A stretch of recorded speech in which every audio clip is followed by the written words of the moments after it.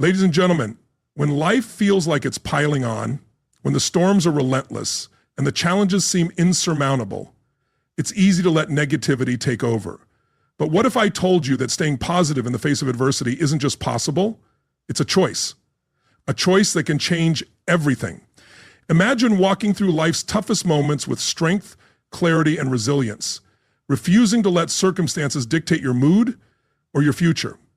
In this video, I'm going to share the exact strategies that successful people use to stay grounded and positive even when life gets hard. Because the truth is, how you respond to the tough times will determine whether you just survive or whether you thrive. Stick with me. This could be the turning point you've been waiting for. Let me share something important with you, something you already know deep down. Life is not always simple. It never promised to be. In fact, it promised nothing at all, and yet it offers everything, both opportunities and challenges. Some days, everything falls into place. The sun is shining, deals are closing, and the phone rings with good news. Other days, it feels as if the world has slammed a close for business sign right in front of you. That's life. What truly matters is not what happens to you, but how you respond to what happens. Anyone can smile when everything is going well, when the bank account is full and health is good. Anyone can celebrate when the crowd is cheering. But the real test of character is how you show up when the storm clouds gather. The real question isn't, will life get tough? The question is, when it does, will you still choose to remain strong? Will you choose to stay positive? Here's the truth. You can't control every event, but you can always control your attitude. You can develop a mindset so strong that even when the world seems to shake, you remain unshaken. Today, I want to provide you with practical tools, no fantasies, just real tools, to help you stay positive, focused, and powerful even when life throws its worst your way. If you're ready to stop being tossed around by every difficult day, if you're ready to build an unshakable mindset, then pay attention, because what you hear today could change everything. Let's begin by understanding one key point. Tough times are part of the process. Let's make one thing clear right from the start. Tough times are not a mistake. They're not a glitch in the system. They are part of the deal we agreed to when we arrived on this planet. Someone once asked me, why is life so hard sometimes? I replied, that's simple. If life wasn't hard, we wouldn't grow, we wouldn't stretch or dig deep enough to discover who we really are. Life is designed to include difficulty, and that's not bad news, it's good news. It's a pivot. And even if you're not good, if difficulty is your default setting, life is designed to include difficulty. And that's not bad news, it's good news. Because inside every challenge lies an opportunity, a lesson, a gift, but you can only receive that gift if you stay in the game. Now, listen closely. The soil says, give me your seed, your effort, your patience, and I'll give you a harvest. Not instantly, not tomorrow, but eventually, if you stay committed to the process.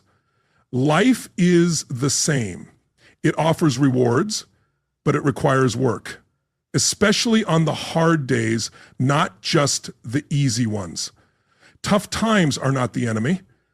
They are the training ground. They refine you, prepare you, and reveal strengths you never knew existed. Without winter, there's no spring. Without pressure, there's no diamond. Now, you and I have a choice. We can curse the winters, or we can learn how to bundle up and keep moving forward. We can resent the difficulties, or we can let them shape something inside us that success alone could never teach. The real question isn't, will it get tough? The answer to that is already clear.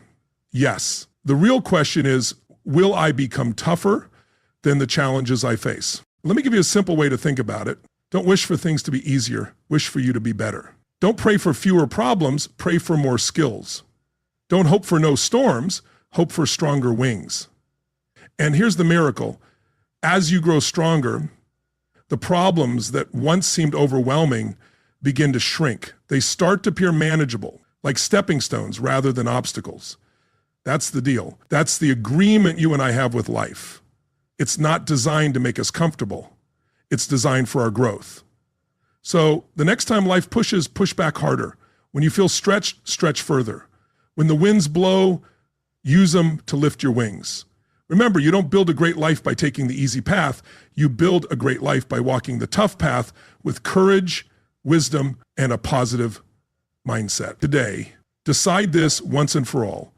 Tough times are part of the process, and you are tougher than you think. Let's move on. Now that you understand that tough times are part of the deal, here's your next task. Protect the garden of your mind. Your mind is a garden, not a desert. It's not a machine. It's a living, breathing garden. And like any garden, if you don't tend to it, something will grow. But most of the time, it won't be good. If you plant seeds of good ideas, positive habits, and encouragement, you'll reap a good harvest. But if you're careless or lazy, weeds will grow. And be warned, weeds don't need watering. They don't need encouragement. They just appear on their own: negativity, doubt, fear, and pessimism. You don't have to ask for them. They show up on their own, on schedule, if you don't protect your mind.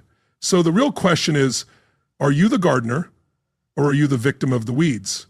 It all begins with what you allow into your thoughts. Input equals output. What you listen to, watch, read, and the people you associate with. All of these are seeds. Whether you realize it or not, they're planting something inside you every day. Now, you and I have a decision to make. Will we choose what gets planted, or will we let anything take root? Some people unknowingly spend hours planting negative seeds. They stay up late watching the news, filling their minds with tragedy and disaster. They gossip with complainers, listening to stories of failure and resentment. They let pessimists occupy space in their minds for free, and then wonder why their hope fades, their courage dries up, and their dreams seem buried under doubt. It's simple. The weeds have taken over. But here's the good news. You can take back control. You can pull the weeds and plant new seeds. You can become the master gardener of your mind. It starts with being intentional about what you feed your thoughts. Feed your mind with books that inspire you, not discourage you. Feed your mind with voices that lift you, not drag you down. Feed your mind with ideas that challenge you to grow, not excuses to stay small. And starve the weeds. Limit the noise. Walk away from gossip. You shut off the negativity. You tell yourself, not in my garden. Because if you don't guard the door of your mind, someone or something else will walk right in. Here's a rule to remember. Stand guard at the door of your mind, just like a security guard stands at the entrance of a bank. Inside are the valuables. And trust me, your mind, your ideas, your hope, your dreams, they're the most valuable assets you have. Treat them that way. So each morning, ask yourself, what am I allowing into my garden today? Is this thought a flower or is it a weed? Is this voice building me up or tearing me down? Tough times will come, yes. But if your mind is strong, if your spirit is pure, and if your hope is alive, then you'll weather the storm better than most. Protect your mind as you would a treasure, because it truly is. It's the richest soil you'll ever work with, and the future harvest depends on how you tend to it today. Let's keep going. Now, let's talk about something that can change everything for you. Your personal philosophy. You see, life is built on principles. Business, relationships, finances, success, they all rely on a set of laws. The question is simple. Are you operating with a strong philosophy or a weak one? What is a philosophy? It's simply what you believe about how life works. It's the set of ideas you use to make decisions, the filter through which you run every opportunity, every challenge, and every setback. Your philosophy is your foundation. And here's the truth. If the foundation is weak, the building doesn't stand for long. If the philosophy is weak, neither will your success. Sadly, most people never take the time to build their own philosophy. They inherit bits and pieces from their parents, their friends, the news and gossip. They're living by default, not by design. And then when life gets tough, when the winds blow and the storms come, they wonder why everything falls apart. It's because they never built the foundation first. They never built a strong personal philosophy. But that's not going to be you. You're going to build something better. You're going to design a philosophy that supports you when life tries to knock you down. A philosophy that says, I am responsible. I can learn. I can grow. I can change. Failure is just feedback, not final. Discipline weighs ounces, but regret weighs tons. Opportunities are everywhere if I train my eyes to see them. Today matters. Small actions repeated daily create massive results. Here's the key. You don't build a strong philosophy overnight. It's not something you can buy off the shelf. You build it the same way you build anything valuable. Brick by brick, day by day, idea. You read inspiring books, listen to wise mentors, reflect on your experiences, and upgrade your philosophy whenever you find a better way of thinking. You take what's useful, discard what's not, and continually refine, sharpen, and polish your beliefs until they're strong enough to carry you through anything. Once you build a strong philosophy, the game changes. You stop being tossed around by every setback, bad mood, or negative headline. You'll have an inner compass, a foundation that doesn't shake. When setbacks come, you'll say, I expected this, I'm ready for this. When opportunities arise, you'll say, I've been preparing for this, let's go. That's the power of a strong philosophy. So here's an assignment for you today. Sit down with a pen and paper and answer this question. What do I believe about success, about failure, about life itself? Write it down. And if you don't like the answers, then that's a good sign. It means you're ready to upgrade. You can rewrite your philosophy anytime you choose. Build it wisely, because everything else, your attitude, your results, your future, will stand or fall based on the foundation you create. Let's keep moving forward. Now, let's talk about mastering your self-talk. Here's a secret about success that many never learn. The most important conversation you'll have today is the one you have with yourself. It's not the conversation with your boss, your family, or anyone else. It's the conversation you have in the quiet moments when no one else is listening, the little voice in your head, your self-talk. And here's the big idea. You are always talking to yourself. The only question is, what are you saying? Most people let their self-talk run wild.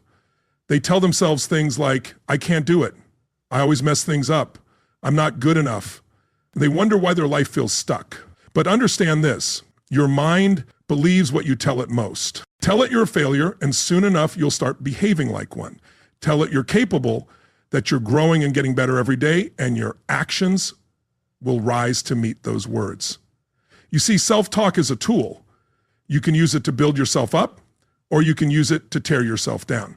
The tool doesn't decide, you do. Let me give you a simple rule that changed my life. Never say anything to yourself you wouldn't want to become true, especially if you wouldn't say it to a child you love. Don't say it to yourself. Talk to yourself like you're someone worth coaching, someone worth encouraging, someone worth believing in, because you are. Here's the thing. Positive self-talk isn't about lying to yourself. It's not about pretending problems don't exist. It's about reminding yourself that you're bigger than the problem. It's about saying, I may not have the answer yet, but I'm smart enough to find it. I may be struggling today, but I'm strong enough to overcome it. I may have failed, but I'm not finished. You become your own best coach instead of your worst critic. The mind is tricky. It remembers pain easily. It remembers failure quickly. You have to work harder to plant confidence. You have to work daily to cultivate belief. That's why self-talk isn't a one-time pep talk. It's a daily discipline. You build it like you build a muscle. Repetition, consistency, intention. So here's your assignment. Starting today, catch yourself when that voice in your head turns negative and answer back. If it says you're not good enough, respond with, I'm learning, I'm growing, I'm making progress. If it says you'll never succeed, answer with, watch me. Talk to yourself like it matters, because it does. Your future depends on the words you repeat to yourself today. Your strength depends on it. Your dreams depend on it. Master your self-talk and you'll master your future. Let's move on. Focus on what you can control. One of the greatest lessons you can learn in life is this. You can't control everything, but you can always control something. And that's enough to change everything. Too many people waste their energy, their best energy, worrying about things they have no control over.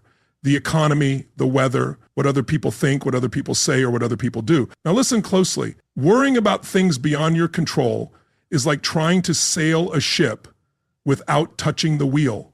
You drift, you stress, and you get nowhere. But when you focus on what's within your control, your attitude, your effort, your decisions, your character, you suddenly become powerful. You stop being a victim of circumstance and start becoming the creator of your own future. Here's a simple truth. Life becomes lighter the moment you stop carrying what isn't yours to carry. You can't control the traffic, but you can control your patience. You can't control the storm, but you can control how well you prepare. You can't control whether the market goes up or down, but you can control your skills, your service, and your value. Focus on what's in your hands, not what's outside your reach. Now you might say, but what about real problems? What about things that affect me directly? I understand. but the solution is the same. Do what you can where you are with what you have. If you can influence something, take action. If you can't influence it, release it. Control what you feed your mind. Control the words that come out of your mouth. Control the habits you build each day. Control how you treat others. Control how you show up when it's hard. Because here's what I promise you. If you master what's inside your control, the things outside your control lose their power over you. The world can be chaotic, but you can remain calm. The economy can be unstable, but you can be steady. The people around you may be negative, but you can choose to be positive. You can be a thermostat, not a thermometer. Thermometers just reflect the temperature. Thermostats set it. Be the one who sets the temperature of your own life. Here's your assignment for today. Take out a sheet of paper, draw a line down the middle. On the left side, write what I can't control. On the right side, write what I can control. And starting today, every time your mind drifts to the left side, gently but firmly bring it back to the right side. Train yourself to spend your energy only where it counts, because energy is precious, focus is priceless, and your future depends on where you aim it. Focus on what you can control and watch your life transform. Let's continue. Choose your associations wisely now. Here's a law of life that you can take to the bank. You will become like the people you spend the most time with. If you spend your days with negative, bitter, or angry people, you will find their attitudes starting to rub off on you. Their doubt will leak into your dreams. Their bitterness will cloud your optimism. Their fear will weigh down your ambition. Association is powerful, more powerful than most people realize. When I first heard this, it shook me awake. I realized that if I wanted to change my life, I had to start by changing my circle. Now, don't misunderstand me. This isn't about judging people harshly. It's about protecting your future. It's about guarding your potential. It's about being wise, not careless. See, some people are lifters. They lift your spirits. They elevate your thinking. They raise your standards. You leave their presence better than when you arrived. Others, unfortunately, are leaners. They lean on your energy, your optimism, your kindness until you have nothing left to give. And some are worse than leaners. They're drainers. They flow away from your life. And some are worse than leaners. They're drainers. They don't just lean, they pull. They pull you down with their excuses, complaints, and small thinking. Your future is far too valuable to leave it in the hands of drainers. So here's what you need to do. Evaluate your associations. Ask yourself, who is bringing out the best in me? Once you identify the people who are pushing you to think bigger, live better, and work harder, as well as those who are pulling you down, making you smaller, and feeding your doubts, you have three choices. Dissociate, limit, or expand. Disassociate means there are some people you need to lovingly release from your life. This isn't about bitterness or anger, but wisdom. Bless them and move on. Limit means there are people you may not be able to fully cut off, but you can limit their influence. You have control over the proximity and time spent with them. Expand means you actively seek out associations that lift you. Surround yourself with people who are wiser, stronger, kinder, and sharper. Learn from them. Let their fire light yours. Growth is contagious, as is decay. If you walk with wise people, you become wise. If you walk with complainers, you become cynical. If you walk with courageous people, you become bold. If you walk with fearful people, you become hesitant. Choose wisely because your future depends on it. Now, here's an action step for you. Take an honest inventory of your top 5 associations. Write them down and ask yourself, are these people helping me grow or holding me back? Then make the necessary changes. It may feel uncomfortable, but it's essential because your associations are either watering your dreams or drying them out. Choose wisely and you'll choose a stronger, brighter future. Moving forward, let's talk about strengthening your daily disciplines. Success is nothing more than a few simple disciplines practiced every day, and failure is just a few small errors in judgment repeated over and over. The gap between success and failure isn't wide. It's formed by the small repeated decisions we make. Discipline is the bridge between goals and accomplishments. However, discipline isn't always exciting. It's not glamorous, and it doesn't always feel good, but it works. When life gets tough, when challenges arise, it's your discipline that will become your anchor. Motivation fades, but discipline stays.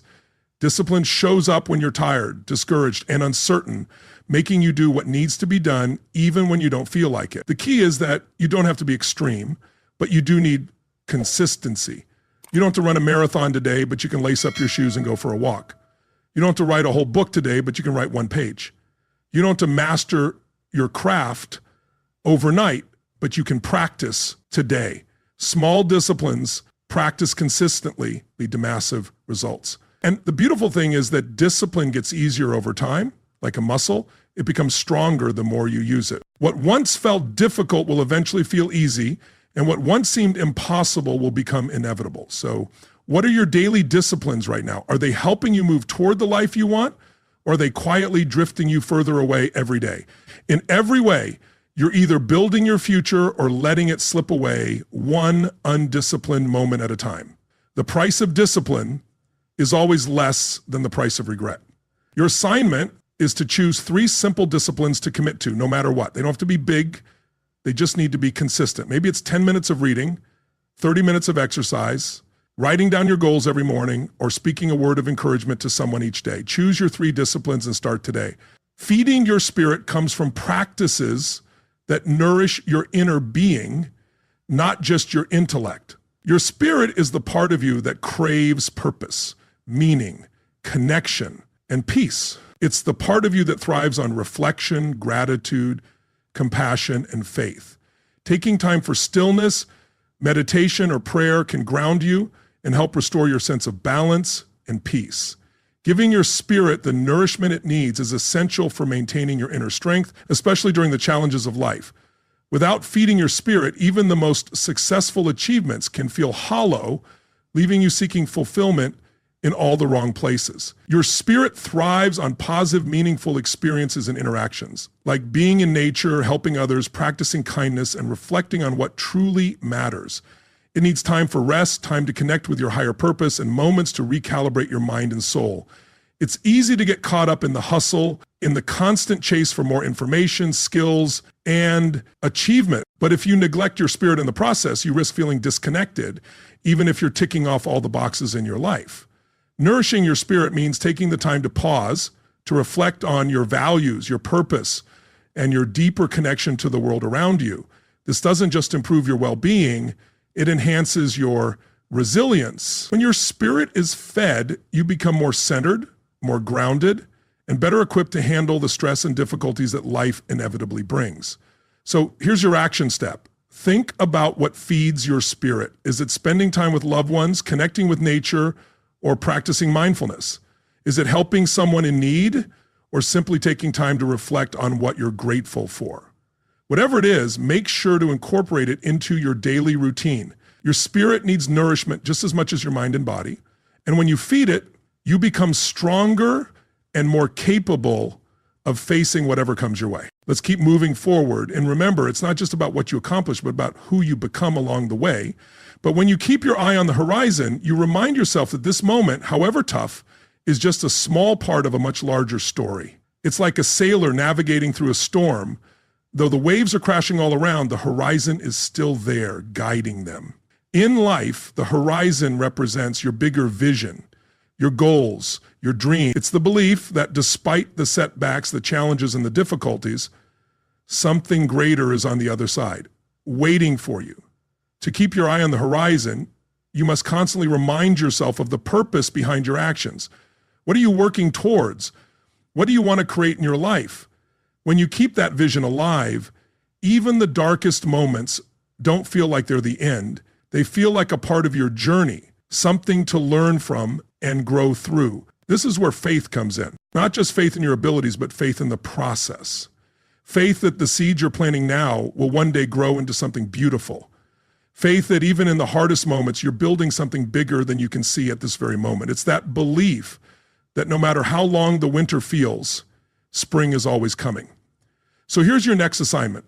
Spend some time today visualizing your horizon. What does your future look like when you've overcome today's challenges? What kind of life are you building for yourself, your loved ones, and the people you serve?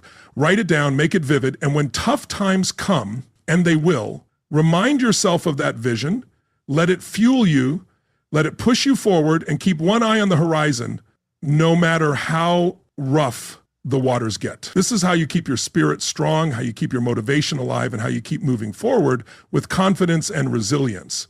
Life's toughest moments are often the ones that shape you into the person you need to be to fulfill your purpose. Keep your eyes on the horizon and remember, the journey is just as important as the destination. You've reached the end of this journey, but this is just the beginning of your next chapter. Remember this, the storms will come, and life will test you in ways you can't always predict. But no matter how intense the winds may blow, you are never powerless. The strength, the wisdom, and the resilience you need are already inside you, waiting to be activated. Every challenge you face is an opportunity for growth, for transformation, and for you to become the person you've always been capable of being.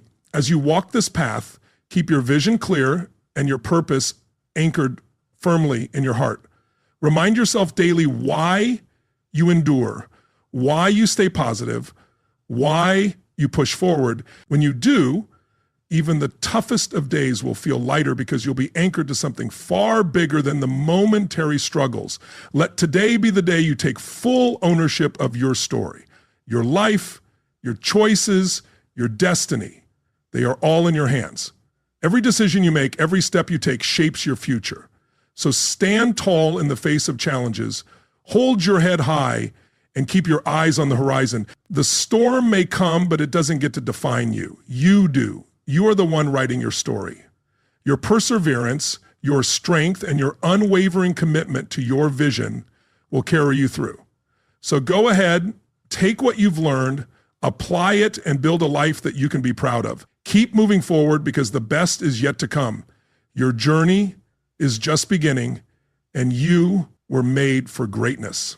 As we wrap up, remember this, life will always throw challenges your way, but it's your response that truly matters. Staying positive isn't about ignoring reality. It's about choosing to rise above it, to find strength in the struggle, and to keep pushing forward even when it feels impossible.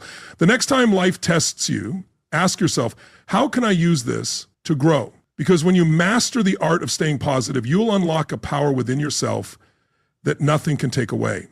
So take these strategies, make them your own, and watch how your perspective transforms. Life won't be any less challenging, but you will be more than ready. If you're ready to take control of your mindset and turn adversity into your greatest advantage, hit that play button. Your journey to staying positive starts